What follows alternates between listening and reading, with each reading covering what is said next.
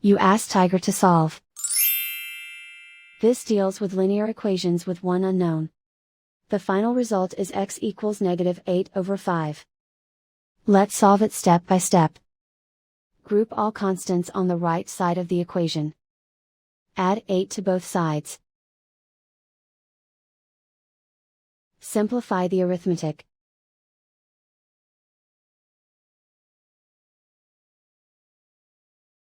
Isolate the x. Divide both sides by -5. Cancel out the negatives. Simplify the fraction.